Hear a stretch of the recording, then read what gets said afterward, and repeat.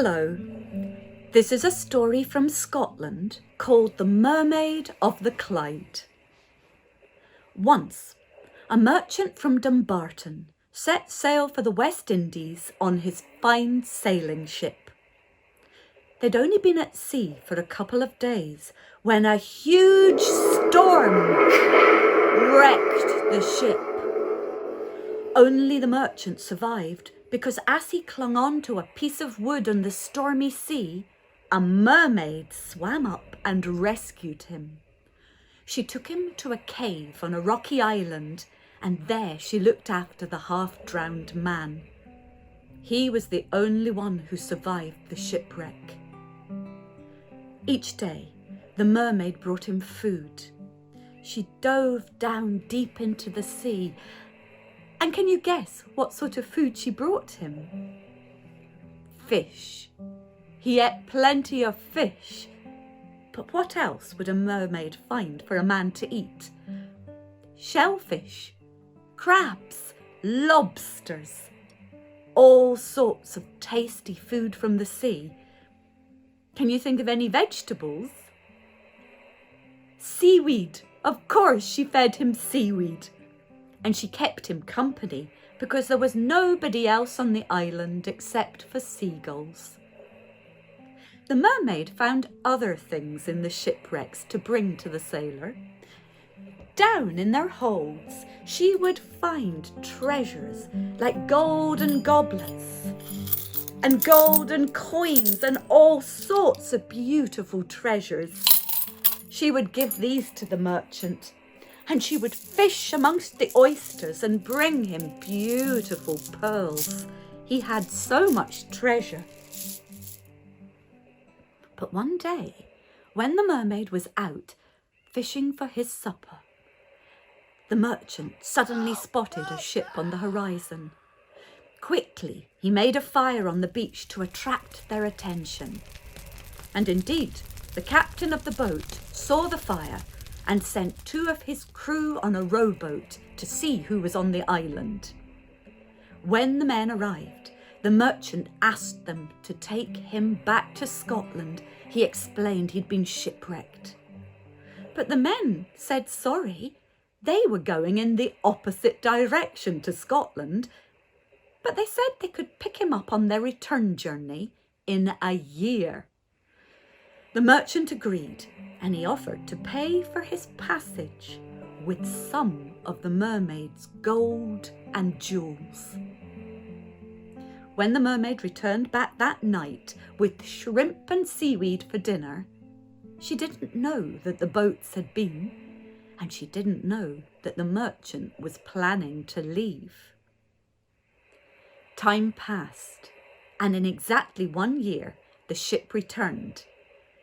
2 crew members rowed out to pick up the merchant. They brought with them a chest which they filled with all of the mermaid's gold and treasures.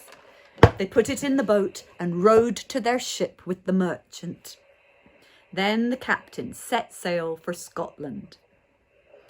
When the mermaid returned that evening, she found her merchant gone and all of the gold, silver and treasure gone with him. Do you think she was happy? No, she was very angry. She went to sea and started to swim as fast as she could. She followed the direction of the boat because she could see a trace of bubbles. She swam all day long and caught up with the ship just as it was docking in Gourock, Scotland.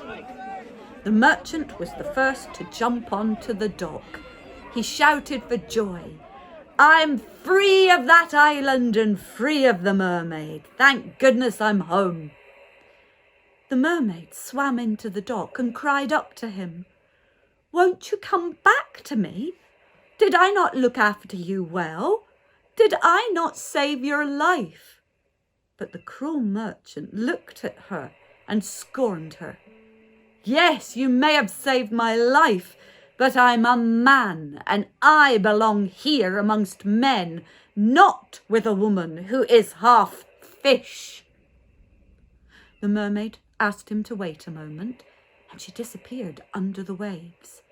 Then she reappeared, carrying a baby boy. She handed the child up to the merchant and said, "Take our child and look after him.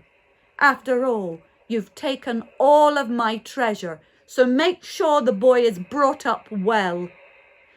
And then she handed up a big old book. "Give this to our son when he's old enough to read, and tell him it's a present from me." The merchant took the book, and with that, the mermaid disappeared back under the ocean, the sounds of her sobs being taken away by the wind and the waves. The merchant was now a very rich man.